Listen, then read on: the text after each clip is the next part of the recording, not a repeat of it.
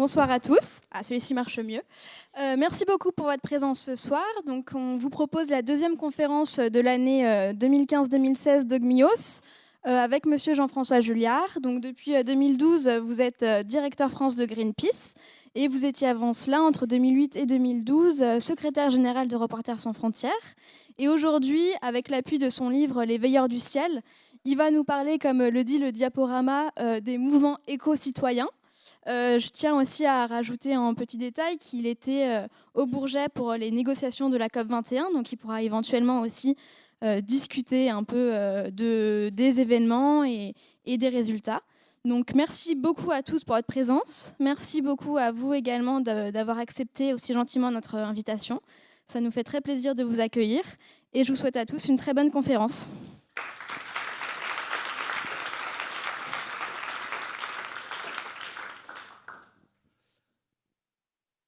Bonsoir tout le monde. Vous êtes, vous êtes tous trop jeunes pour avoir eu des enfants, mais vous avez tous été enfants à un moment donné. Vous avez tous vécu ce moment où vous êtes fait engueuler par vos parents parce que vous aviez fait une bêtise, petite ou grosse, peu importe. Vous avez tous fait une bêtise, je suis sûr, à un moment ou à un autre. Et vous avez tous vécu ce moment où vos parents vous demandent de venir dans la cuisine pour discuter. Enfin, dans la cuisine, je ne sais pas pour vous, moi c'était toujours dans la cuisine que ça se passait en tout cas. Du coup, à chaque fois qu'on me disait viens dans la cuisine, je commençais à m'inquiéter. Et vous avez tous vécu ce moment où on vous dit, voilà, tu sais ce que tu as fait.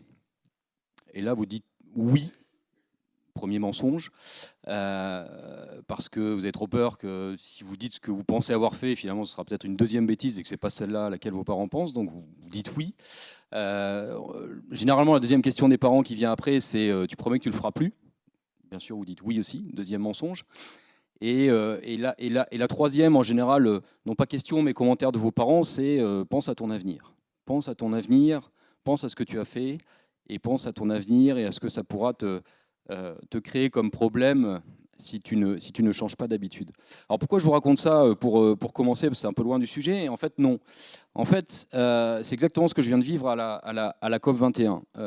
C'est-à-dire que les enfants sont nos responsables politiques, à qui on pose la question pendant la COP21 ou avant de savoir s'ils savent ce qu'ils ont fait dans le passé, s'ils reconnaissent leurs responsabilités dans le dérèglement climatique, dans le fait que notre planète ne tourne plus rond. Et généralement, c'est non, personne ne veut reconnaître sa responsabilité. C'est des discussions sans fin sur la responsabilité des États face au dérèglement climatique. La deuxième question, c'est celle qui est la plus importante, c'est vous promettez, responsables politiques, que vous allez changer d'attitude, que vous allez changer de mode de fonctionnement. Et là aussi, deuxième mensonge, systématiquement on nous dit oui, bien sûr, on va changer. Tous les gouvernements vous promettent qu'ils vont changer. Et le troisième, c'est penser à l'avenir, penser à l'avenir de la planète. Et là, tout le monde vous dit oui aussi, alors que très souvent, et c'est un peu ce qui pêche, très souvent ces responsables politiques finalement n'ont en tête que le très court terme, c'est-à-dire ce qui va se passer là tout de suite, dans les quelques années qui leur restent souvent à faire de mandat politique, et finalement ne pensent peu à l'avenir de la planète et pensent peu au long terme.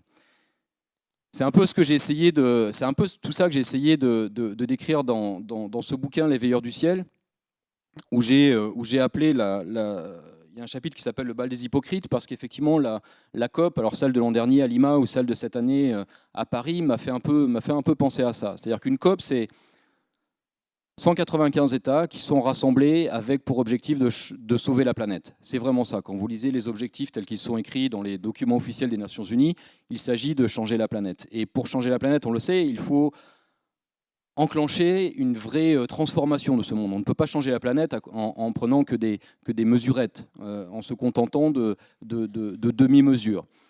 Or, ça ne se passe pas comme ça. Ça ne se passe pas comme ça pour plusieurs raisons. Déjà, il y a un fonctionnement même des Nations Unies qui empêche de prendre de bonnes décisions. Imaginez-vous prendre une décision si vous deviez vous mettre là quelque part dans un coin de cette salle à 195 pour prendre une décision. 195 pour se mettre d'accord et prendre une décision, c'est très compliqué. Alors imaginez 195 États avec des intérêts complètement divergents, avec des économies totalement différentes, avec des sociétés totalement différentes, qui doivent se mettre d'accord sur les mesures à prendre pour sauver la planète. Bien sûr, ça ne peut pas fonctionner. Et ça ne fonctionne pas et ça ne fonctionnera jamais. Parce que tant qu'on n'aura pas changé ce mode de prise de décision, tant qu'on n'aura pas changé cette mécanique onusienne, on ne pourra pas prendre les mesures qui s'imposent pour sauver la planète. Ça ne fonctionne pas non plus les COP parce qu'il y a un décalage de temporalité. Il y a une temporalité qui est celle du climat, des questions climatiques. Les questions climatiques, ça ne se règle pas à l'aune de quelques années. Ça se règle au mieux à l'aune de quelques décennies, parfois plusieurs siècles. Quand on évoque le dérèglement du climat, on part de la science climatique qui fait des mesures sur des centaines d'années, sur des milliers d'années parfois. Or, les responsables politiques qui viennent négocier dans ces COP, qui étaient là, vous avez sûrement vu la fameuse photo de famille du début de la COP 21, il y avait quand même 140 ou 150 chefs d'État et chefs de gouvernement, c'était historique, la première fois qu'il y avait autant de chefs d'État ou chefs de gouvernement à Paris. Quand ils viennent pour discuter, ils ont en tête un horizon très court-termiste, qui est souvent celui de leur mandat politique, donc de quelques années. Et du coup, chaque fois qu'ils ont un arbitrage à faire entre les mesures à prendre pour le climat, qui se mesureront, qui auront un effet dans plusieurs décennies, et les mesures à prendre là tout de suite pour l'économie immédiate, pour la population là tout de suite, forcément il faut un choix qui est celui du court terme. Et donc du coup, ce décalage de temporalité nous empêche aussi de parvenir à l'intérieur de ces COP à prendre les bonnes solutions. Et puis le troisième élément qui fait que les COP ne nous sauveront pas du dérèglement climatique, ça j'en suis dorénavant totalement convaincu, c'est la déconnexion totale entre les responsables politiques, les négociateurs qui viennent dans ces instances-là et ce qui se passe dans la vraie vie, ce qui se passe dans le vrai monde. Je l'ai vu là à Paris, enfin au Bourget, pendant 2 semaines. On peut facilement se faire prendre au jeu. On est dans une espèce de bulle complètement hors sol. Les négociateurs, donc, qui sont ces équipes de techniciens, de diplomates du climat, ne se rendent plus compte de ce qui se passe dans la vraie vie. Quand on essayait de leur faire passer des messages, on se heurtait à un mur. Nous, Greenpeace, pendant 2 semaines, on a essayé de faire passer un seul message, en tout cas un message principal, qui était celui de dire la seule solution pour le dérèglement climatique, c'est de viser un horizon fait de 100% d'énergie renouvelable à l'horizon 2050. Pour nous, 100% renouvelable à l'horizon 2050, c'est la seule solution si on veut lutter contre le dérèglement climatique tout en maintenant notre confort et notre qualité de vie. On a essayé de faire passer ce message-là et on s'est vraiment heurté à des murs, c'est-à-dire qu'on allait voir un coup la délégation de la Chine, la délégation du Brésil, et même les délégations européennes. On leur disait il faut que vous inscriviez dans l'accord 100% d'énergie renouvelable en 2050, c'est la seule solution. Et là on passait pour des utopistes, des irréalistes, des écologistes un peu radicaux. Personne ne voulait nous entendre là-dessus. Pourtant, pendant ces 2 semaines de COP, moi j'ai entendu tout un tas d'acteurs qui n'étaient pas Greenpeace avoir le même discours que nous, viser 100% renouvelable. Et j'ai entendu des entreprises avoir ce discours-là. Google a fait une annonce en disant qu'elle allait s'engager sur du 100% renouvelable. Ikea, tout un tas d'autres grandes entreprises comme ça, multinationales, ont dit qu'elles allaient se diriger vers cette voie-là, qu'elles allaient emprunter ce chemin-là. Des villes, il y a eu un appel lancé par 1000 maires dans le monde, 1000 grandes villes de ce monde-là, qui ont dit on va s'engager à atteindre 100% d'énergie renouvelable en 2050. J'ai entendu des pays aussi, notamment les pays qui sont les plus menacés, qu'on n'entend pas assez souvent dans les discussions. Et donc à chaque fois on disait mais à ces négociateurs, donc ceux qui signent l'accord à la fin avec leurs ministres qui sont là, on disait mais vous vous rendez compte que vous avez un train de retard, c'est-à-dire que vous refusez d'intégrer dans un texte quelque chose qui est déjà en train de se passer dans la vraie vie. Le déploiement des énergies renouvelables, il est déjà là. Vous avez un train de retard. Et malgré ça, on n'a pas réussi. Donc au final, on se retrouve avec un accord, l'accord de Paris maintenant, on le nomme comme ça, qui fixe un objectif très ambitieux, qui est celui de maintenir la planète sous un réchauffement global de 2 degrés, voire de viser 1,5 degré. Et la différence entre 1,5 et 2 degrés est extrêmement importante parce que c'est une question de survie tout simplement pour des millions de personnes sur la planète, pour tout un tas d'États insulaires, notamment des îles dans le Pacifique, qui s'en sortent avec 2 degrés, s'en sortent avec 1,5 degré, et ne s'en sortent pas avec 2 degrés à cause de la montée des eaux. Et donc on a cet objectif qui est là, dans l'accord, qui est très ambitieux, sauf que pour moi ça reste un engagement de papier, parce qu'on ne se donne pas les moyens d'y parvenir. On sait aujourd'hui que les engagements des pays tels qu'on les connaît nous placent plutôt sur une trajectoire de 3 degrés. Donc on sait que les engagements tels qu'ils existent aujourd'hui, pris par tous les pays qui sont venus à la COP, ne sont pas suffisants. Mais on n'a pas réussi dans l'accord à obliger les pays à rehausser ces engagements. Donc, si vous voulez, on se retrouve avec un très bel objectif, très, très ambitieux, mais si on ne se donne pas les moyens d'y parvenir, alors du coup, pour moi, on n'a pas avancé. Et c'est tout ça que je raconte dans le livre sur l'hypocrisie de cette COP. Il y a aussi un phénomène qui est assez phénoménal, c'est qu'on tous les responsables politiques que vous croisez dans la COP vous disent oui, on va prendre des mesures, on va faire ce qu'il faut. On sait que le problème, ce sont les énergies fossiles, pétrole et charbon notamment, qui sont responsables du dérèglement climatique. Mais par ailleurs, on se rend compte aussi qu'à l'échelle de la planète, il y a encore 600 milliards de dollars qui sont dépensés en subventions publiques pour les énergies fossiles. C'est 2 fois plus que les énergies renouvelables. C'est-à-dire qu'à l'échelle de la planète, les gouvernements subventionnent 2 fois plus le problème du dérèglement climatique que la solution. Et du coup, c'est ça qui m'a amené à écrire ce livre, parce que je suis résolument optimiste, et je me suis dit, c'est pas possible qu'on en reste là, c'est pas possible qu'on se contente de ça. Et donc, du coup, j'ai essayé de chercher dans le monde où se trouvaient les solutions au dérèglement climatique, où se trouvaient les gens qui avaient une action réellement positive, si ce n'était pas dans les COP. Où est-ce qu'on allait pouvoir trouver l'énergie nécessaire, les actions nécessaires pour nous sauver du dérèglement climatique si on ne les trouve pas dans les COP qui ont lieu tous les ans.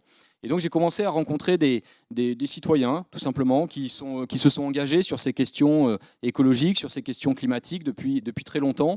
Et je suis parti rencontrer un certain nombre de personnages en Inde, au Danemark, en Allemagne, en France aussi, qui ont une action positive. Et c'est vrai que de ces voyages-là, de ces rencontres-là, je suis sorti absolument convaincu que oui, on va parvenir à enrayer ce fléau du dérèglement climatique et que oui, ça viendra des mouvements citoyens, que ça viendra des sociétés civiles.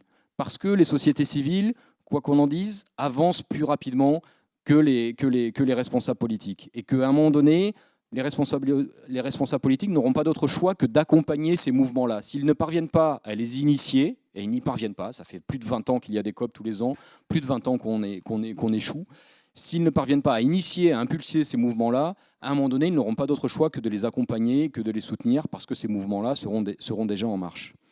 Et du coup, j'ai essayé de voir aussi pourquoi on avait échoué pendant des années.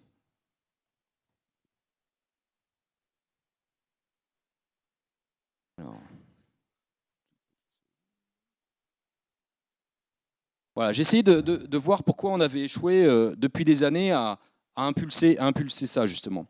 Ça, c'était Greenpeace en 2009. 2009, c'était la grande conférence climatique avant la COP21 qui a eu lieu à Paris. C'était la COP15 qui avait lieu à Copenhague. En 2009, on était censé sauver le monde. C'était l'année où on allait nous sauver du dérèglement climatique. Ça a été un échec total parce que, une fois de plus, les responsables politiques n'ont pas réussi à se mettre d'accord. Il n'y a pas eu d'accord.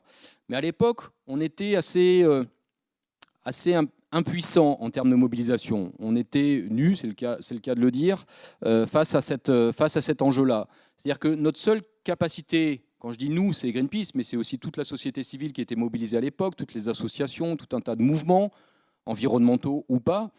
Notre seule possibilité, c'était d'essayer de dénoncer les impacts du dérèglement climatique. Là, c'était une photo pour dénoncer l'impact du dérèglement climatique sur les vignobles.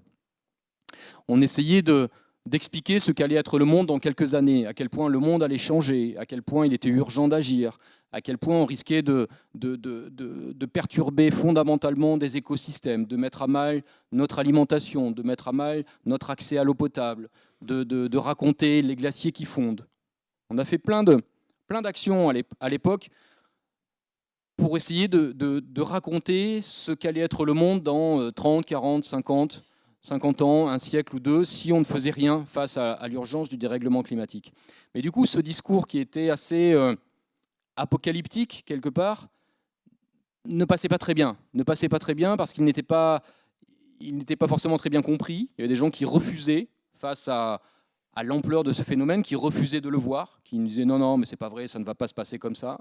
Et puis d'autres qui s'en détournaient en se disant oui, je sais que ça va se passer comme ça, mais de toute façon, je ne peux rien faire, donc je préfère m'en désintéresser, je préfère passer à côté de ce mouvement-là. Donc on a eu beaucoup de mal pendant des années à mobiliser autour de nous, à mobiliser sur ces questions-là, à faire du dérèglement climatique un véritable enjeu de société. Il y a eu beaucoup de happenings comme celui que vous avez vu, beaucoup de mobilisations, beaucoup de manifestations, mais c'était largement insuffisant. Et c'était largement insuffisant tout simplement parce qu'on ne pouvait pas passer à l'action. On était vraiment, même nous chez Greenpeace, on était démunis, à part dire à l'époque, il faut couper l'eau quand vous brossez les dents ou il faut éteindre la lumière quand vous sortez d'une pièce. Oui, c'est du bon sens, mais très honnêtement, de vous à moi, c'est pas ça qui va sauver la planète. Donc, on n'avait pas de solution à notre portée. Et ce qui a changé aujourd'hui, c'est justement ça, c'est que les solutions sont là. Les solutions sont là et elles nous permettent d'aller plus loin dans la mobilisation, plus loin que simplement le constat d'une situation, plus loin que des manifestations, de la mobilisation dans les rues. On peut réellement aujourd'hui passer à l'acte. Et c'est ce passage à l'acte qu'on doit tous mettre en marche, c'est ce passage à l'acte qui nous sauvera du dérèglement climatique réellement. Et ce passage à l'acte, il passe par d'abord faire tout ce qu'on peut pour arrêter d'accélérer le phénomène du dérèglement climatique. Je l'ai dit tout à l'heure, le dérèglement climatique, il est dû aux émissions de CO2. Les émissions de CO2, elles sont dues dans une immense majorité à l'extraction des combustibles fossiles, pétrole et charbon. Là, sur cette carte, vous avez la dizaine des projets d'extraction de charbon et de pétrole qu'il faudrait stopper tout de suite, si on voulait déjà essayer de se remettre un peu sur les bons rails, sans régler la question, mais c'est le minimum à faire là dans l'urgence tout de suite, c'est-à-dire arrêter d'aller chercher des sables bitumineux qui sont des pétroles lourds, qui ont des conséquences environnementales désastreuses au Canada, arrêter d'aller chercher du pétrole ou du gaz ou du charbon dans l'océan Arctique, dont on sait que c'est un écosystème extrêmement fragile, dont on sait qu'il serait particulièrement affecté s'il y avait une marée noire. On ne sait pas nettoyer l'océan Arctique d'une marée noire si demain on a une marée noire dans une zone comme celle-là. Qu'il faudrait, on en parlait tout à l'heure, arrêter d'ouvrir des mines de charbon ou d'aller creuser la terre pour trouver toujours plus de charbon ou de pétrole à proximité de la Grande Barrière de Corail. Voilà, il y a comme ça une dizaine de projets qu'il est absolument urgentissime de stopper si on veut déjà se donner une chance de se remettre un peu sur les rails. C'est ce qu'on fait chez Greenpeace, c'est ce qu'on essaie de faire en tout cas. On a connu cette année malgré tout une belle victoire, celle contre Shell. Donc Shell, avec Gazprom, qui est son alter ego russe, ont décidé d'aller chercher du pétrole dans l'océan Arctique, en disant, voilà, c'est demain notre Eldorado du pétrole, demain c'est l'Arctique. En faisant preuve au passage d'un cynisme phénoménal, c'est-à-dire que l'océan Arctique, donc la banquise qui est sur l'océan Arctique, fond en raison du réchauffement climatique. En fondant, elle libère des zones qui jusque-là étaient complètement inaccessibles. Et du coup, les premiers qui se précipitent dans ces zones inaccessibles, ce sont les pétroliers, en se disant « Tiens, jamais personne n'a été foré là, on va y aller ». Donc en se disant, c'est quand même ceux qui sont responsables du réchauffement climatique qui, quelque part, aujourd'hui, tentent de bénéficier des conséquences désastreuses du dérèglement climatique pour accélérer encore plus ce phénomène. Donc cette année, ça fait des années que Shell sait que, d'un point de vue théorique, il ne faut pas aller dans l'océan Arctique. Mais ils ont décidé d'y aller pour des raisons économiques évidentes, ils ont décidé d'y aller. Et cette année, on a réussi à bloquer Shell grâce à une mobilisation citoyenne, grâce à un certain nombre d'actions menées par Greenpeace, mais avec tout un tas d'autres organisations, parce qu'il y a eu une vraie prise en compte, parce qu'il y a eu beaucoup de monde qui s'est mobilisé. Je ne sais pas si vous avez vu ces images-là, mais il y avait à un moment donné un brise-glace de Shell qui était censé quitter le port de Portland aux États-Unis. Et il y a eu des milliers de kayaks, parce que c'est une région où les gens ont des kayaks chez eux, c'est plus facile, c'est plus évident qu'en France. Et les gens sont sortis naturellement, qu'ils soient militants d'une organisation ou pas, mais face à cet état de fait, face au fait que Shell allait forer en Arctique, ils ont sorti leur kayak, ils se sont installés dans la baie de Portland, bloquant le brise-glace de Shell. C'est symbolique, bien sûr. Si le brise-glace voulait passer, il pouvait passer. D'ailleurs, il a fini par passer. Mais cette mobilisation-là parce qu'elle a pris beaucoup d'ampleur, parce qu'elle a touché des cercles de plus en plus larges, elle a fini par porter ses fruits. Et Shell a fini par renoncer à aller dans l'Arctique, temporairement. Ce n'est pas définitif, il faudra continuer de se battre. Mais Shell a décidé, temporairement, pour quelques années, de renoncer à l'Arctique. Et si je vous parle de cette histoire, c'est parce que Shell a reconnu que c'était parce qu'il y avait eu une mobilisation. Shell a mis en avant 2 arguments. Ils ont communiqué officiellement, ils ont au moins eu cette honnêteté-là. Ils ont communiqué officiellement sur le fait qu'ils renonçaient à aller en Arctique. Ils ont mis en avant un argument économique, bien sûr, en disant que c'était trop cher et que du coup aller chercher du pétrole dans cette région-là n'était pas rentable d'un point de vue économique. Mais ils ont mis en avant aussi le risque d'image. Le risque d'image face à une mobilisation de plus en plus importante sur la sanctuarisation, sur la préservation de l'océan Arctique et de ses écosystèmes. Ça, c'est Greenpeace en 2015. Il y a quelques jours, à la fin de la COP. Ce soleil qu'on a peint autour de l'Arc de Triomphe, qui nous a valu au passage quelques arrestations de nos militants, ce soleil qu'on a peint autour de l'Arc de Triomphe, il était là pour rappeler, donc la veille de la clôture de la COP, c'était censé être le jour de la clôture, mais Laurent Fabius a prolongé d'une journée au dernier moment. Donc la veille de la COP, pour rappeler que la solution, elle est connue, c'est l'énergie solaire, ce sont les énergies renouvelables. Donc on a peint ce soleil autour de l'Arc de Triomphe. Cette image, elle a fait le tour du monde pour illustrer les conclusions de l'accord. Ce qui a changé donc avec Copenhague il y a 6 ans, ce sont ces solutions-là. Les solutions, ce sont les énergies renouvelables. Les énergies renouvelables n'étaient pas du tout au point technologiquement, n'étaient pas du tout rentables économiquement il y a 6 ans. Aujourd'hui, c'est bien plus le cas. Aujourd'hui, il y a, pour la première fois en 2014, il y a eu plus d'installations de centrales de production énergétique dans le monde à base d'énergie renouvelable que d'installations de production à base d'énergie fossile type charbon ou gaz. Donc on sent qu'on est vraiment sur un point de basculement aujourd'hui. Le monde est à un point de basculement. Le monde est en train de se demander quelle sera sa principale source de production d'énergie dans les années à venir. Et c'est là que la mobilisation, elle prend une forme différente. C'est-à-dire qu'on n'est plus simplement dans la constatation d'un état de fait, d'une situation, aussi dramatique soit-elle. On est dans la mise en place de solutions et d'actions. Aujourd'hui, tout le monde peut avoir une action sur les énergies renouvelables. Et c'est ça que j'ai raconté dans mon livre, en allant à la rencontre d'un certain nombre de personnes qui, sans attendre les décisions qui ne viennent pas des COP, eh bien, mettent en place cette transition énergétique, mettent en place des systèmes de production propres à base d'énergie renouvelable. Ça, c'est Darnai. Darnai, c'est un petit village en Inde, à la frontière avec le Népal, dans le nord de l'Inde. C'est l'un des États les plus pauvres de l'Inde. Darnai fait partie de ces dizaines de milliers de villages en Inde qui ne sont pas connectés au réseau électrique. Donc, ils n'ont pas d'électricité. L'Inde a connu et continue de connaître une urbanisation importante, une démographie très forte, et du coup ne parvient pas à connecter tous ses habitants à l'électricité. Il y a aujourd'hui, je crois, 300 millions de personnes qui n'ont pas accès à l'électricité en Inde. Et donc il y a ces dizaines de milliers de villages qui finalement, pour avoir un peu de lumière ou un peu d'énergie, n'ont pas d'autre choix que de faire tourner des générateurs au fioul ou d'avoir des lampes à pétrole. Et avec l'impact économique que ça a, parce que c'est très cher, avec tout l'impact en termes de santé publique aussi. Et j'ai été voir Darnai parce que Darnai a fait le choix en fait, des énergies renouvelables. Darnai, pour retrouver l'électricité, a monté, avec le soutien de tout un tas d'associations locales, a installé des panneaux solaires pour retrouver l'électricité.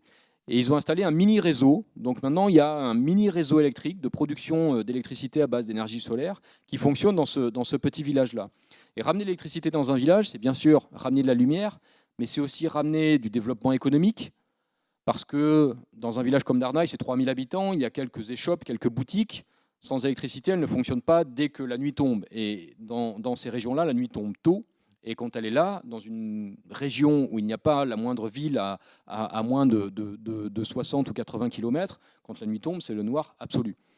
Et donc, avoir l'électricité, c'est aussi ramener du développement économique pour permettre à ces quelques échoppes d'ouvrir et de pouvoir travailler plus tard. C'est ramener de la sécurité. Vous le savez, il y a un vrai problème de sécurité aussi en Inde, d'agression, notamment d'agression sexuelle à l'égard des femmes. Et donc avoir quelques lampadaires, comme vous le voyez sur ces images, dans le village, c'est aussi ramener de la sécurité. C'est aussi ramener de l'éducation, donner de meilleures chances aux enfants et aux étudiants. J'ai rencontré un étudiant là-bas qui me disait, mais nous, dans un village comme Darnai, avant d'avoir l'électricité, il n'était pas question de pouvoir se connecter à Internet. Et du coup, on ne faisait pas d'études supérieures, tout simplement parce qu'on n'avait même pas l'information nécessaire pour savoir quand et où il fallait s'inscrire pour passer un concours ou rejoindre une université ou une école. Et donc le simple fait d'avoir tout d'un coup des panneaux solaires, ça leur permet de se donner plus de chance. Ce n'est pas pour ça qu'ils sont sortis d'affaires, mais en tout cas, c'est au moins redonner un peu de justice dans cet accès à l'énergie et dans cet accès au savoir. Alors pourquoi Darnall c'est important? Parce que vous allez me dire, un village de 3000 habitants, c'est pas ça qui, même avec des panneaux solaires, c'est pas ça qui va avoir un impact sur le dérèglement climatique. Non, c'est sûr. En revanche, je disais, des villages comme Darnall, il y en a plusieurs dizaines de milliers en Inde. Et du coup, si à un moment donné, tous ces villages-là font le choix de se tourner vers les énergies renouvelables, de se tourner vers notamment des panneaux solaires en Inde, mais dans d'autres pays, ça pourrait être des éoliennes, ça pourrait être de la géothermie, ça peut être de la biomasse, donc la gestion des déchets forestiers, par exemple. Il y a beaucoup de sources d'énergie renouvelables qui existent. Si ces dizaines de milliers de villages se tournent vers les énergies renouvelables, c'est autant d'émissions de CO2 qui ne sont pas envoyées dans l'atmosphère. Et là, ça commence à avoir un impact, surtout quand on parle d'un pays de la taille de l'Inde, ça commence à avoir un impact réel sur le dérèglement climatique.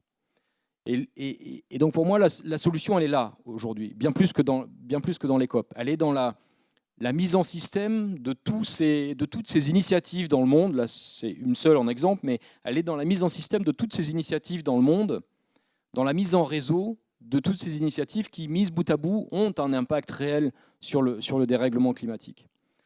Un autre exemple, les îles. Les îles, souvent, sont déconnectées des réseaux électriques de par leur géographie, de par leur éloignement du continent. Et il y a une île dans les Canaries, qui s'appelle El Hierro, qui, elle aussi, a mis en place un système de production d'électricité 100% renouvelable. En fait, ils ont imaginé, c'est une île montagneuse, et donc ils ont profité de cette géographie particulière, de cette topographie particulière, pour installer quelques éoliennes et pour avoir des réservoirs d'eau en altitude qui font que quand il n'y a plus de vent, en fait, ils lâchent, sur le principe d'un barrage électrique, ils lâchent l'eau contenue dans ces réservoirs qui, en descendant le long de conduites, vont actionner des turbines et générer de l'électricité. Et quand il y a beaucoup de vent, l'électricité permet aussi, avec un système de pompage, de faire remonter l'eau dans ces réservoirs. Et du coup, El Hierro est totalement autonome aujourd'hui, totalement autonome et totalement propre. Elle était totalement autonome avant avec des générateurs au fioul, et elle est aujourd'hui totalement autonome et totalement propre, sans aucun impact sur le climat. Ils veulent aller plus loin en éjectant de l'île tous les véhicules traditionnels pour les remplacer par une flotte de véhicules électriques. Et aujourd'hui, il y a beaucoup d'îles qui voudraient faire la même chose qu'El Hierro, beaucoup d'îles qui voudraient emprunter la même voie. Il y a notamment une île qui s'appelle l'île de Sein, qui est en France, que certains d'entre vous connaissent peut-être, au large de la Bretagne. Et donc là aussi, je raconte ça dans mon livre, parce que sur l'île de Sein, il y a une partie des habitants qui voudraient faire la même chose qu'El Hierro. Ils voudraient se débarrasser de leur cuve de fioul, parce qu'eux aussi ont le sentiment enfin, c'est pas le sentiment, eux aussi polluent en consommant autant de fioul. Et voudraient installer une éolienne et une hydrolienne. Vous savez, c'est ces éoliennes qu'on met sous la mer pour utiliser l'énergie marine. Le problème, c'est que ce qui est permis à El Hierro n'est pas permis sur l'île de Sein, parce que la France a fait le choix, au lendemain de la Seconde Guerre mondiale, d'avoir un système ultra centralisé, sûrement déjà évoqué ça ici, d'avoir un système ultra centralisé, notamment un système de production électrique ultra centralisé, un système de distribution aussi, un réseau. Tout ça est au contrôle et est entre les mains d'un seul acteur qui est EDF. EDF contrôle l'immense majorité de la production électrique en France, mais aussi la distribution et la gestion des réseaux. Et du coup, les habitants de l'île de Sein ont simplement demandé à EDF « laissez-nous faire ». Quittez l'île, quelque part. En plus, l'île de Sein a un passé de résistance. C'était la première île qui était partie à Londres après l'appel du général de Gaulle, où les marins, les pêcheurs de l'époque étaient partis à Londres rapidement. Donc il y a cette fierté, cette indépendance et ce militantisme naturel chez les habitants de l'île de Sein. Et donc une partie des habitants ont dit EDF, quittez notre île, laissez-nous faire, on va se débrouiller tout seul, on va construire une éolienne, on va gérer notre réseau, on va rénover les maisons qui aujourd'hui sont de vieilles maisons de pêcheurs, donc en proie à des vents effroyables et pas du tout isolés. On va se débrouiller tout seul, on va faire de l'île de Sein un laboratoire de la transition énergétique. On veut faire de l'île de Sein un exemple à suivre pour les autres îles et pour le continent, pour imaginer le monde de demain. Un monde sobre, un monde économe en énergie et un monde qui repose sur des sources d'énergie propres. Sauf qu'EDF ne l'entend pas de cette oreille. EDF s'y oppose, non pas parce que ce serait un marché perdu parce que très honnêtement, l'île de Sein, c'est 120 habitants l'hiver, 1200 quand il fait beau, 2-3 000 en plein été quand il y a des touristes qui viennent et les habitants du continent qui ont une résidence secondaire. Mais quoi qu'il en soit, ce n'est pas un marché important pour l'île de Sein. Donc EDF pourrait lâcher l'île de Sein sans mettre à mal le chiffre d'affaires de l'entreprise. En revanche, EDF ne veut pas lâcher l'île de Sein parce que c'est un symbole. Parce qu'ils savent que si ils disent oui à l'île de Sein, demain, c'est l'île de Ouessant, l'île de Molène qui sont des îles voisines, et puis potentiellement d'autres îles, et puis pourquoi pas un village, une ville, un territoire, un département, une collectivité, une communauté d'agglomération sur le continent qui va vouloir la même chose, parce qu'il n'y a pas de raison. D'autres villes, d'autres territoires pourraient demander la même chose. Et du coup, c'est le risque de mettre à mal tout ce système de production ultra centralisé qui repose sur une seule source d'énergie qui est l'énergie nucléaire. Donc tout ça, EDF ne veut pas en entendre parler. Et c'est là qu'on a besoin aussi de ce mouvement citoyen pour aider les habitants de l'île de Sein à tenter d'être à la fois propre, autonome, et en tout cas de reprendre la main sur le contrôle de ce réseau. Donc je disais, effectivement, la solution, c'est le passage à l'acte. Vous allez me dire, vous n'habitez pas tous sur l'île de Sein, c'est pas toujours évident de savoir quoi faire malgré tout. On n'est pas tous propriétaires d'une maison sur le toit de laquelle on peut installer des panneaux solaires. C'est vrai, mais les possibilités aujourd'hui sont énormes, sont infinies. Je vous invite à aller voir, si vous ne l'avez pas fait encore, un site qui s'appelle Alternatiba. Alternatiba, c'est un mouvement citoyen très très fort qui est né au Pays Basque il y a 2 ans à peu près et qui a eu une tournée de villages alternatifs. Je pense qu'il y en a eu un à Lyon, je ne suis pas sûr, mais je pense, oui, on me confirme, il y en a eu un à Lyon, qui a monté des villages, des alternatives un peu partout. Il y a eu le point d'orgue était le village des alternatives à Montreuil, au milieu de la COP.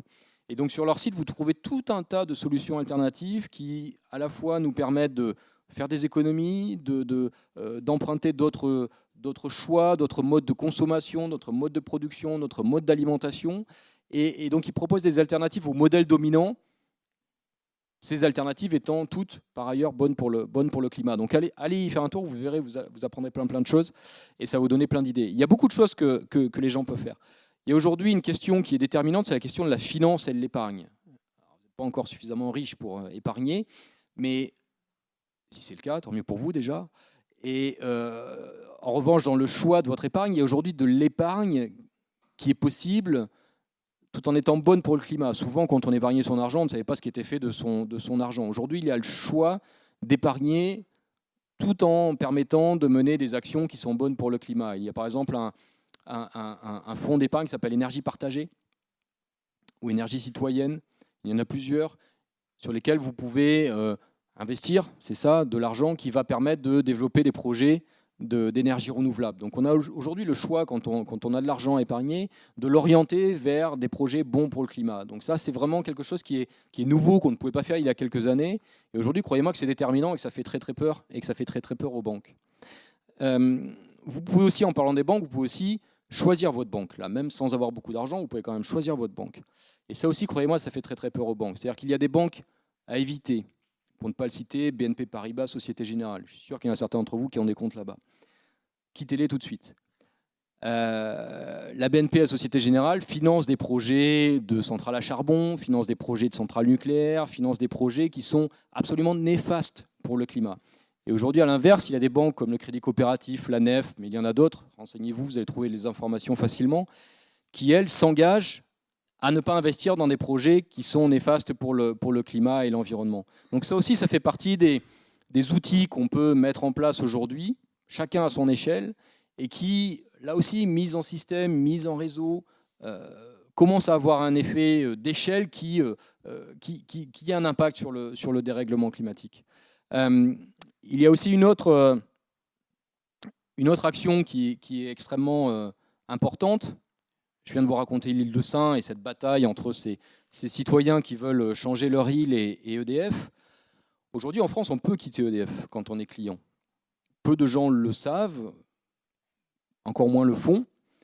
Mais aujourd'hui, on peut choisir son fournisseur d'électricité, comme on choisit son fournisseur de connexion Internet ou son opérateur réseau téléphonique, on peut choisir son fournisseur d'électricité. Et il y a aujourd'hui un fournisseur d'électricité 100% renouvelable qui s'appelle Enercop, qui en plus est sur un modèle coopératif, donc qui n'est pas là pour générer des profits, qui est aujourd'hui le seul qui permet de développer les énergies renouvelables réellement.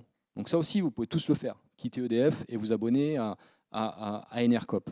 Donc il y a comme ça tout un tas d'actions qu'on peut chacun à son niveau mener pour tenter, à son niveau, de lutter contre le dérèglement climatique. On peut privilégier le train, l'avion.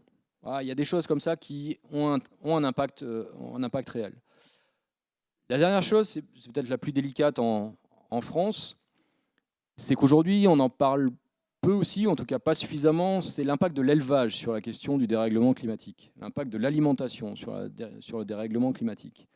Et donc, on sait maintenant, et ça aussi c'est nouveau, on a suffisamment d'études maintenant pour nous montrer qu'en changeant de régime alimentaire, on peut avoir un impact sur la question du dérèglement climatique. En consommant moins de viande, on fait moins mal au climat. Je ne vous demande pas tous de devenir végétarien, mais en tout cas, réduire sa consommation de viande, même à son niveau, ça a un vrai impact. Tout ça pour vous dire que, après, chacun est libre et je ne suis vraiment pas... chez Greenpeace, on n'a vraiment pas envie d'imposer quoi que ce soit. Mais en tout cas, aujourd'hui, c'est juste pour vous montrer qu'il y a une palette d'actions qui est extrêmement large, une palette d'actions qu'on peut mener tous à son niveau, individuellement. Ensuite, on peut aller plus loin et on peut aller demander à sa collectivité locale d'installer des panneaux solaires, d'investir dans un projet de ferme éolienne. Ça se fait de plus en plus, ça prend, ça commence à avoir de l'ampleur. Même en France, malgré la résistance d'EDF dont je viens de parler, malgré la prépondérance de l'énergie nucléaire qui reste très très forte. Vous êtes dans une région ici très nucléarisée. Il y a des centrales un peu partout. On peut tenter de pousser cette transition énergétique. On peut tenter tous à son niveau d'œuvrer et de faire partie de ce mouvement citoyen. Et donc Greenpeace, ça fait plus de 40 ans que ça existe. Et en gros, toute la mécanique de nos campagnes est là-dedans. Il y a d'abord le constat d'une situation, le travail d'investigation, d'enquête, de collecte d'informations sur les grands crimes environnementaux. Donc on envoie des équipes un peu partout pour aller voir ce qui se passe.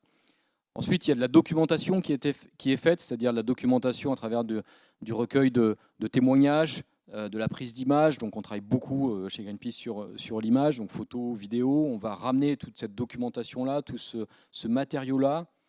Ensuite, il y a un travail de lobbying, on va dire, de plaidoyer auprès des acteurs politiques, des acteurs économiques, pour leur dire, voilà, regardez ce qu'on a ramené, regardez l'état de la déforestation dans cette région, regardez les espèces marines qui sont en voie de disparition, regardez les produits toxiques qui sont en train de polluer nos lacs et nos rivières, faites quelque chose, vous devez changer, en leur expliquant.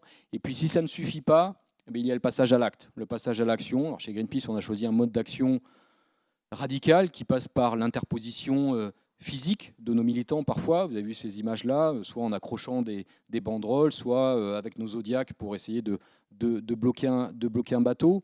Parce qu'on pense qu'à un moment donné, s'il n'y a pas d'écoute, s'il n'y a pas de réponse, s'il n'y a pas d'action enclenchée de la part de ces acteurs politiques ou économiques, eh bien, il faut qu'on les force à faire quelque chose, il faut qu'on les brusque un peu. Et pour enclencher ce changement, ben, nous, notre méthode à nous, c'est ça, c'est cette interposition physique, cette action non violente, toujours. On a une profonde non-violence inscrite dans les valeurs de Greenpeace. En revanche, on est déterminé. On assume l'illégalité de certaines de nos actions parce qu'on estime que c'est parfois le seul moyen de déclencher une action utile et bénéfique pour la planète. Donc bien sûr, toute la société civile ne fonctionne pas comme ça, tout le mouvement citoyen ne repose pas sur les modes d'action, mais tout est complémentaire. Ce que je vous ai dit, puis je vais conclure là pour qu'on ait le temps d'échanger, tout ce que je vous ai raconté, c'est pour montrer qu'aujourd'hui, sur cette question du climat, mais globalement sur toutes les questions environnementales, la solution, elle passe par un mouvement qui est fait de tout un tas d'acteurs. Et pour moi, dans ce mouvement, il y a bien sûr les citoyens individuellement, il y a des communautés qui se regroupent, il y a des associations qui se montent, il y a des organisations non gouvernementales, mais il y a aussi des mouvements, il y a aussi des villes, il y a aussi des entreprises, parfois elles font partie aussi de ce mouvement-là. Et c'est en conjuguant les efforts de tout le monde qu'on parvient à faire bouger les choses. Donc voilà, je vous ai donné quelques exemples, mais très honnêtement, il y en a beaucoup d'actions possibles. Donc ce que j'ai envie de vous dire, c'est juste ça. Essayez de creuser un peu tout ça.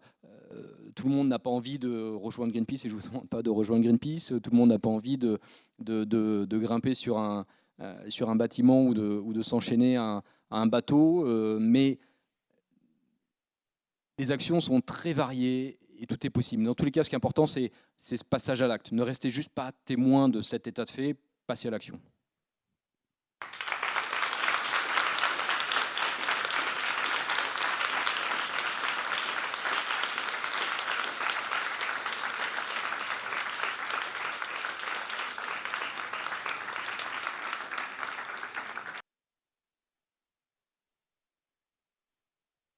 Allô. Vous avez dit que le changement, il était fait par la société civile qui se mobilisait. Mais est-ce que vous, concrètement, est-ce que vous pensez être plus écouté aujourd'hui qu'avant? Et est-ce que c'est plutôt à cause de la société qui évolue? Ou est-ce qu'il n'y aurait pas eu un changement dans vos modes d'action ou vos modes d'appréhender les sujets auprès des politiques? Et voilà. Et est-ce que vous avez évolué dans vos méthodes et est-ce que ça a servi ou est-ce que c'est vraiment un changement global de la société qui vous permet d'être plus écouté aujourd'hui qu'hier avec l'affaire du Rainbow Warrior, qu'on s'en souvient, qui était, vous étiez pas écouté mais plutôt détesté par les politiciens. Alors, voilà. Non, oui, on a évolué chez Greenpeace comme toute la société civile a évolué, parce que quand Greenpeace est né, donc c'était en 71, la société civile n'existait pas en tant que telle. Les grandes organisations qu'on connaît aujourd'hui, elles n'existaient pas. 71, il y avait Amnesty International qui existait, mais Médecins sans frontières, ça a été créé la même année. Donc voilà, donc les grandes organisations qu'on connaît aujourd'hui, elles sont nées à ce moment-là. Donc il n'y avait pas cette habitude de discussion, de dialogue, de communication qu'il peut y avoir aujourd'hui entre les associations et les responsables politiques ou les acteurs économiques. À l'époque, en 71, responsable politique, association, c'était une petite association locale qui avait peu de poids, en tout cas qui ne pouvait pas faire ou défaire une loi ou avoir une pression suffisante. Et à l'époque, c'était plus difficile pour engager ce dialogue-là. En revanche, comme c'était nouveau, le simple fait de passer à l'action pouvait suffire parfois à déclencher un changement. L'une des premières victoires de Greenpeace, c'était quand on a réussi à prouver que, notamment les Russes, mais ils n'étaient pas les seuls, que les Russes déversaient des fûts de déchets radioactifs dans la mer. C'est-à-dire je ne sais pas si vous avez vu ces images-là, mais c'était des bateaux russes, il y avait des fûts de déchets radioactifs, ils les balançaient à l'eau comme ça, et ça coulait, aucun problème. Et le simple fait, c'était tellement énorme, tellement nouveau, que le simple fait d'avoir des bateaux de Greenpeace à proximité de ça, pour prendre des images, en plus ils avaient trouvé le moyen de nous balancer un fût sur le Zodiac de Greenpeace qui avait volé en éclats et tout, donc ces images ont fait le tour du monde, ça a créé un tel scandale que du coup, quasiment immédiatement, il y a eu un traité international qui a interdit le fait de déverser des déchets de fûts radioactifs dans l'océan. Donc quelque part, il n'y avait pas ce dialogue, mais c'était tellement nouveau qu'à l'époque, je ne vais pas dire que c'était facile, ce serait pas faire honneur aux militants qui étaient sur ces bateaux-là à l'époque, mais aujourd'hui c'est bien plus complexe. Aujourd'hui c'est bien plus complexe aussi parce que les gens qu'on a en face de nous, que ce soit les acteurs politiques ou économiques, font bien plus attention, sont bien plus soucieux de toutes ces questions-là. Aujourd'hui, aucun État ou aucune entreprise n'irait déverser des déchets de fûts radioactifs dans l'océan comme ça. Ce n'est plus imaginable. Donc les choses sont plus insidieuses et donc du coup sont plus complexes à mettre à jour et plus lentes parfois à faire bouger. Mais oui, on a évolué dans le mode d'action, c'est-à-dire que ce qu'on faisait il y a 40 ans, on continue de le faire, mais pas uniquement. Aujourd'hui, on a d'autres modes d'action qui reposent sur les outils modernes aussi de communication. On travaille beaucoup sur le web chez Greenpeace, on travaille beaucoup sur ce qu'on aime beaucoup faire, parce que ça nous fait marrer, mais aussi parce que c'est utile, ou d'abord parce que c'est utile, et ensuite parce que ça nous fait marrer, je devrais dire ça comme ça, c'est détourner ou retourner les communications d'entreprises contre elles-mêmes. On l'a fait plusieurs fois avec des entreprises, je ne sais pas, l'exemple que j'ai en tête, c'est KitKat à un moment donné, où KitKat, parce qu'elle achetait de l'huile de palme auprès de producteurs indonésiens avait une action très négative sur la forêt et mettait à mal les habitats des orang-outans. Et on avait fait une fausse pub de Kit Kat où au lieu de la personne, au lieu de manger un Kit Kat, mangeait un doigt d'orang-outan. Mais du coup, la pub était faite exactement comme une vraie pub de Kit Kat. Et du coup, ça a circulé de manière extrêmement rapide sur les réseaux sociaux. C'était il y a 4-5 ans. Et les consommateurs de Kit Kat qui avaient envie, comme nous, de continuer à manger des Kit Kat, ont appelé Ferrero en leur disant « Mais attendez, c'est pas possible, c'est quoi ce scandale? Je ne savais pas qu'en mangeant un Kit Kat, je contribuais à la déforestation et potentiellement, je mettais en danger les orang-outans. » Et du coup, en retournant les codes de communication d'une entreprise contre elle-même, ça a permis de faire bouger cette entreprise. Et aujourd'hui, Ferrero, et ils le disent même publiquement, ils nous remercient quelque part de les avoir aidés à avoir des pratiques plus responsables. Bonsoir, je vais peut-être être un petit peu direct, mais j'étais un petit peu déçu en fait parce que j'avais l'habitude de vous voir dans des campagnes extrêmement radicales avec des modes d'action quand même qui étaient assez osés. Là, je me suis rendu compte que votre discours n'était pas du tout en adéquation avec ces pratiques radicales et que vous étiez limite dans un discours de capitalisme vert en fait, avec quand vous nous vendez l'histoire de changer son compte en banque et d'autres initiatives. En fait, je voulais savoir, est-ce que vous pensez encore que le capitalisme peut composer avec le respect de l'environnement et que en fait, c'est tenable à long terme, en fin de compte? Alors le capitalisme, non. L'économie, oui. On est radicaux chez Greenpeace, mais on n'est pas non plus à dire qu'il faut tuer les banques, parce que ce n'est pas réaliste non plus. On est pour... Je sais que ça vous déçoit apparemment, mais bon, je vais vous dire ce qu'il en est. Non, je vais essayer d'aller jusqu'au bout de mon explication. Juste, on est... Sinon, on ne se parle pas, hein, si je ne vais pas au bout de l'explication, ce n'est pas grave, mais on est contre le productivisme. Et du coup, ce n'est pas seulement le capitalisme. Le modèle communiste de l'URSS, il n'était pas meilleur pour le climat ou l'environnement, parce qu'il reposait sur le productivisme. Ce qui tue aujourd'hui l'environnement, c'est le productivisme, c'est la recherche du toujours plus, c'est la production toujours plus importante, c'est d'avoir toujours besoin d'avoir le dernier téléphone portable qui vient de sortir et du coup d'avoir besoin de faire tourner des usines de plus en plus importantes et de plus en plus vite. Donc nous, on est pour aujourd'hui prôner un modèle économique qui soit plus respectueux de l'environnement et qui soit plus respectueux des ressources naturelles qui nous sont offertes. Quand on dit qu'il faut amorcer une transition énergétique, ce n'est pas pour prôner un retour à la bougie ou dire il faut fermer les centrales nucléaires et rien à la place. On sait qu'il faut quelque chose à la place. Et ce quelque chose à la place, il faut bien qu'il repose sur un modèle économique quel qu'il soit. Donc de toute façon, on est pour un changement profond de nos systèmes, un changement profond de notre modèle économique, mais ça ne veut pas dire que demain, il n'y aura plus d'entreprises, par exemple. Aujourd'hui, on prône la transition énergétique en France, c'est aussi quelque part faire le jeu des entreprises dans les énergies renouvelables. Oui, c'est assumé. Et ces entreprises, elles sont là aussi pour faire du profit. On n'est pas naïf là-dessus, quoi. Voilà. Donc c'est un discours radical ou pas. Après, chacun place le curseur de la radicalité où il veut. Ce qui est sûr, c'est que oui, le système économique dominant de ce monde depuis que l'économie existe nous amène dans le mur et qu'il faut le changer. Bonjour, vous avez parlé des initiatives citoyennes et notamment de l'élevage. Vous n'avez pas été plus en détail par rapport aux émissions de méthane et toutes les tonnes d'eau que ça nécessite. Et j'ai été un peu surprise quand vous dites justement qu'on n'est pas forcément obligé de tous devenir végétariens. Moi, je me demande si c'est peut-être pas aussi une des solutions au changement climatique et pourquoi finalement Greenpeace ne s'y attelle pas beaucoup plus que ça alors que c'est un enjeu majeur. Ça va venir, ça va être une campagne de Greenpeace bientôt, parce que c'est effectivement un problème.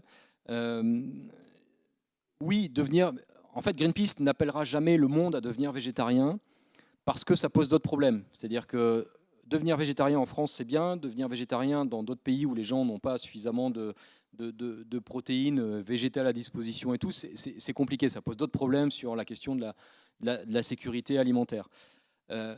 Je suis végétarien, je ne peux que vous inciter à devenir végétarien. En revanche, on n'est pas chez Greenpeace dans une démarche d'obligation. On ne va pas vous appeler ou chercher à vous imposer à devenir végétarien. On est là pour sensibiliser, on est là pour expliquer pourquoi. Après, chez Greenpeace, on est vraiment pour une démarche de prise de responsabilité individuelle. Si vous avez envie de devenir végétarienne, tant mieux. Tant mieux, c'est bien, effectivement. Après, on n'est pas une association végétarienne. Il y a des gens chez Greenpeace qui le sont, d'autres qui ne le sont pas. Mais c'est clair que la réponse au dérèglement climatique passe par une réduction drastique de la consommation de protéines animales, notamment en Europe et en Amérique du Nord. Et pour obtenir une réduction drastique, suffisante des protéines animales, ça passe forcément par un nombre conséquent de gens qui deviennent végétariens. C'est clair. Bonsoir. Vous avez l'air d'être assez fataliste sur la possibilité pour les politiques, enfin en tout cas leur volonté de transformer nos modes de production, notre modèle économique.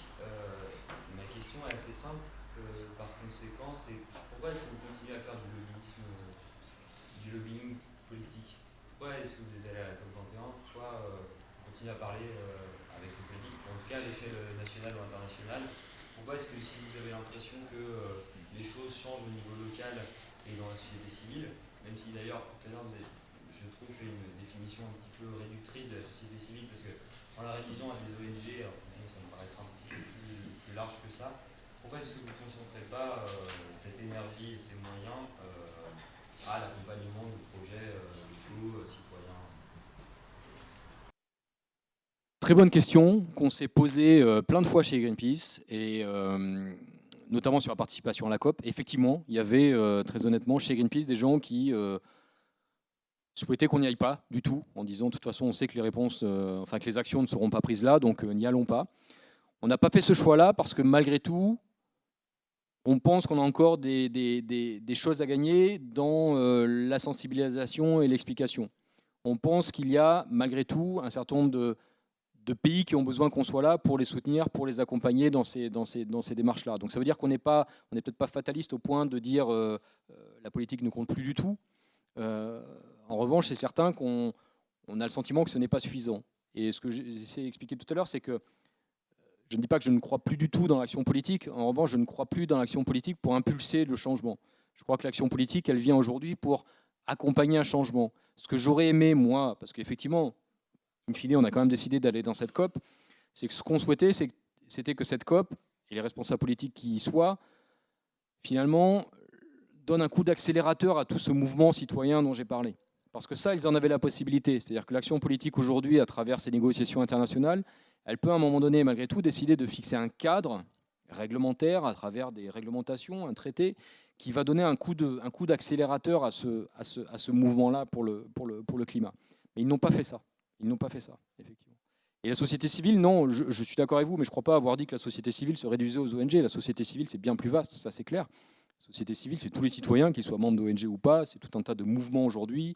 Et d'ailleurs, la société civile est en train de se transformer. Il y a les ONG, les grandes ONG, les associations constituées en tant que telles. Et puis on voit apparaître de plus en plus de mouvements qui sont simplement des rassemblements à un moment donné de citoyens qui n'ont pas forcément d'entité juridique, qui n'ont pas forcément de nom, qui n'ont pas forcément de logo. On parlait des ZAD. Les ZAD, pour moi, clairement, font partie de la société civile. Mais les ZAD ne sont pas des ONG.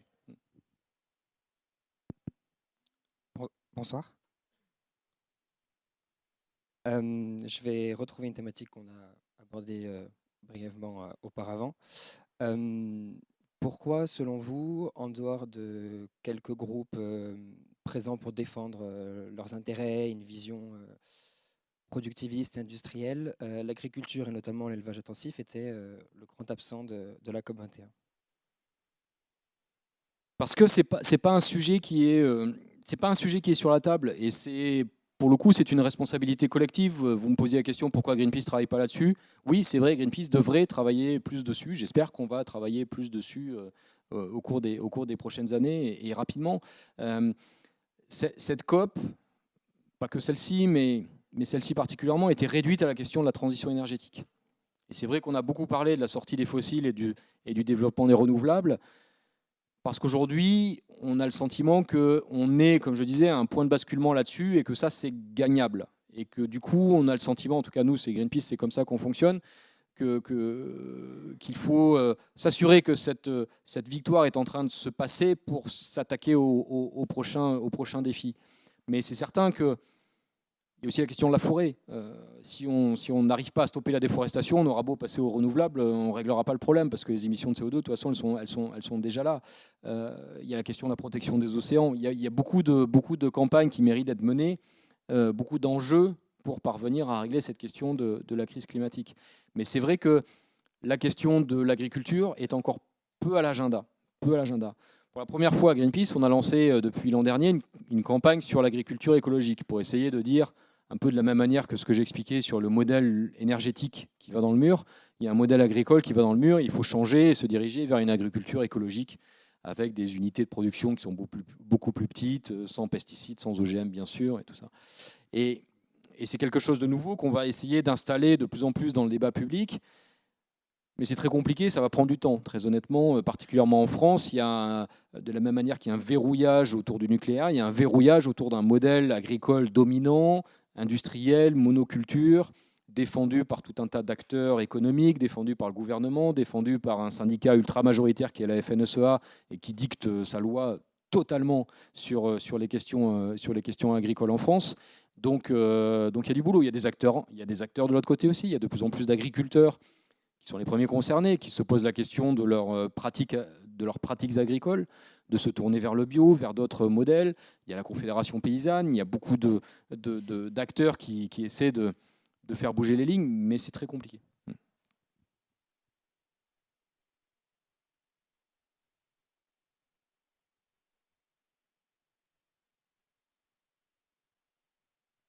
Merci.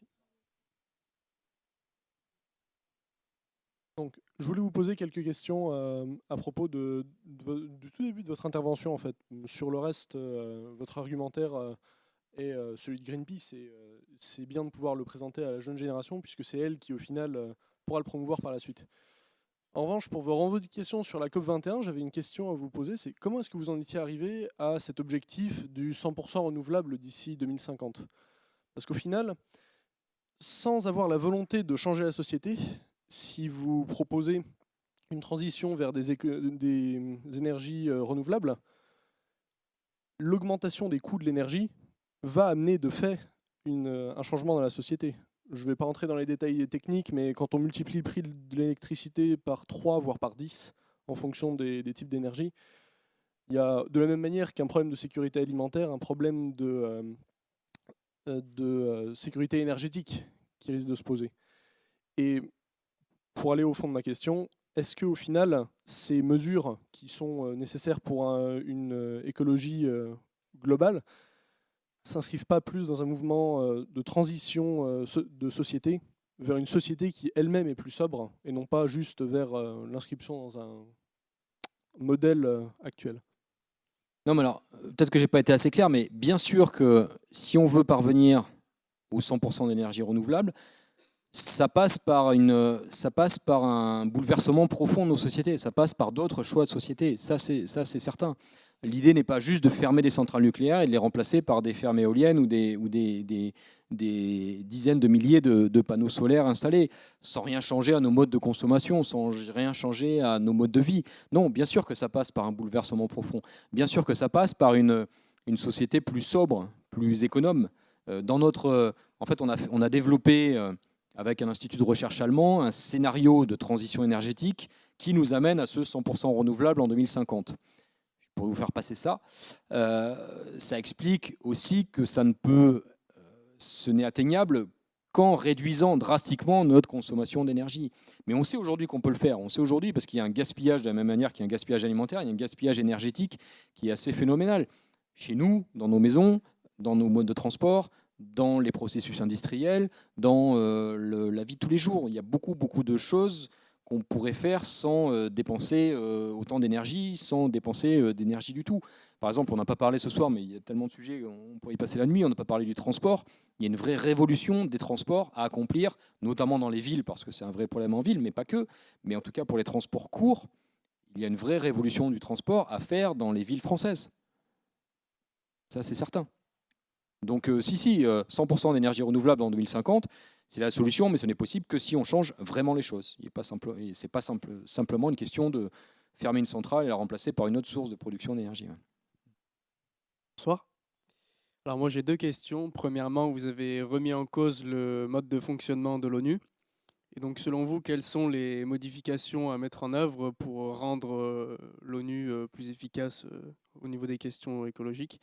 Et ma deuxième question, c'est donc j'ai vu que récemment l'Équateur avait mis en place un vaste programme de reforestation.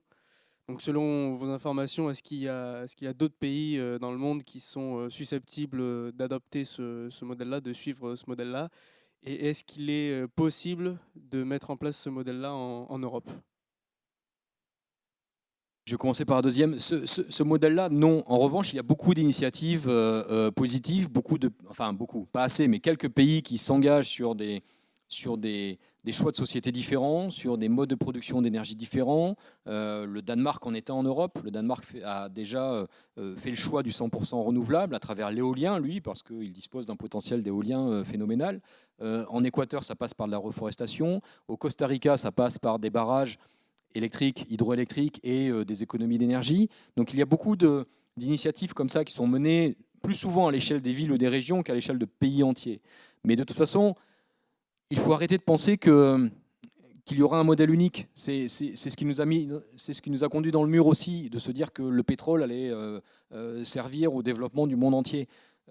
On n'en est plus là. Aujourd'hui, il faut que chaque pays, chaque région utilise les potentiels locaux et développe ces pays avec ses potentiels locaux. Et donc chaque modèle de développement doit être aujourd'hui adapté à ces ressources-là et doit être différent.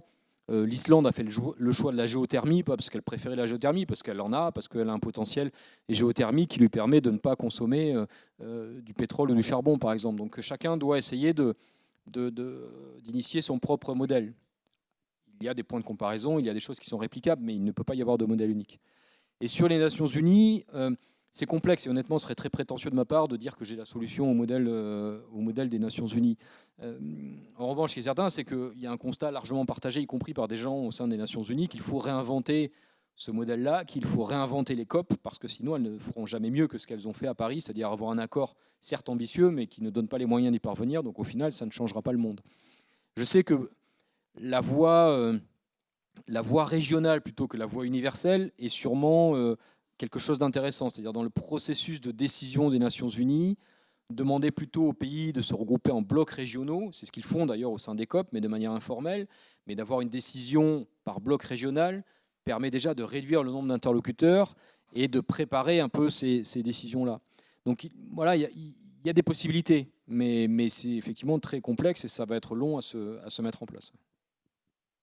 Bonsoir, merci pour votre intervention. J'aurais deux questions. La première, c'est que vous avez beaucoup parlé de l'énergie, notamment d'un objectif probable de 100% renouvelable. Je me demande si ce serait possible réellement, techniquement, de mettre 100% d'énergie renouvelable sur Terre, juste au niveau des conséquences que cela aurait. Par exemple, vous avez donné l'exemple de l'île de Sein, qui est une réserve au niveau de la vie faune, au niveau des pinnipèdes, des cétacés assez importante. Si on met une hydrolienne ici, je me demande quelles seraient les conséquences sur la faune et la flore locale, par exemple. Et ma deuxième question, c'est pourquoi opposer la société civile aux politiques, aux entreprises dans le cadre de ce changement climatique et des solutions à y apporter? Parce que je n'ai pas l'impression qu'il y a une proportion plus grande de gens convaincus par la nécessité de changer dans la société civile par rapport au monde politique ou aux entreprises. Pareil, je vais répondre à la deuxième d'abord. Non, c'est pas opposer les deux. C'est encore une fois dans l'impulsion du changement. Moi, je suis convaincu que l'impulsion du changement, elle est entre les mains de la société civile. Et que les politiques ou les entreprises, c'est encore différent parce que parfois ils ont d'autres intérêts. Ils vont souvent même plus vite que les responsables politiques dans le changement.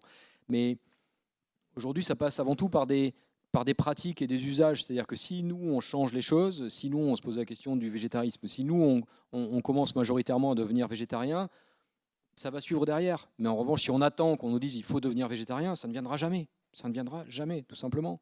Les renouvelables, pour prendre un autre exemple que je développe dans le livre sur l'éolien au Danemark, il y a plein de problèmes au Danemark, il y a plein de défauts, je ne fais pas l'éloge du Danemark comme société, mais en revanche, si aujourd'hui le Danemark a fait le choix de l'éolien, ce n'est pas parce que le gouvernement ou les entreprises ont choisi l'éolien en se disant tiens, ça va être mieux, ça va être plus compétitif, ça va être je ne sais pas quoi, c'est parce que les citoyens se sont emparés de cette question-là, ont commencé à monter des éoliennes dans leur jardin, ont commencé à se regrouper en coopératives, en associations pour monter des éoliennes plus importantes et avoir une éolienne pour alimenter leur village. Et ensuite, des entreprises sont nées de ce mouvement-là, des entreprises ont grossi, et puis le gouvernement a accompagné ce mouvement-là parce qu'il n'avait plus le choix de toute façon à un moment donné que de l'accompagner par un cadre réglementaire, législatif et tout ça. Mais le point de départ, il est quand même entre les mains, moi je suis convaincu, des citoyens et de la société civile. La première question, c'était sur le 100% renouvelable. Oui, qu'on soit clair, il n'y a aucune source d'énergie qui est parfaite. Ça, c'est sûr. Si on l'avait trouvé, ça réglerait tous nos problèmes. Mais il n'y a aujourd'hui aucune source d'énergie. Or, on ne peut pas se passer d'énergie. Il n'y a aucune source d'énergie qui est 100% compatible avec l'environnement. En revanche, quand on compare les conséquences entre le charbon, le pétrole ou le nucléaire, qui pose d'autres problèmes, ce n'est pas un problème climatique, mais c'est un problème environnemental grave, de gestion des déchets et tout ça, quand on compare ces énergies-là avec les énergies renouvelables, on ne joue pas dans la même catégorie, quoi. Voilà. C'est sûr que l'éolien, la multiplication des mâts d'éolien, l'éolien offshore, mais même la géothermie, ça perturbe aussi les sols et tout ça. Donc, encore une fois, il n'y a aucune source d'énergie qui est parfaite et qui est absolument 100% respectueuse de l'environnement. Mais nous, on fait le pari que oui, c'est possible, encore une fois, à condition, et je reviens à la question tout à l'heure de monsieur, à condition de changer profondément nos usages et notre consommation d'énergie. C'est-à-dire que si on ne réduit pas, si on ne vise pas une société de la sobriété, si on ne devient pas plus sobre dans notre consommation d'énergie, mais de tout, non, on ne pourra pas. D'autant plus qu'il y a la démographie de l'autre côté qui pèse.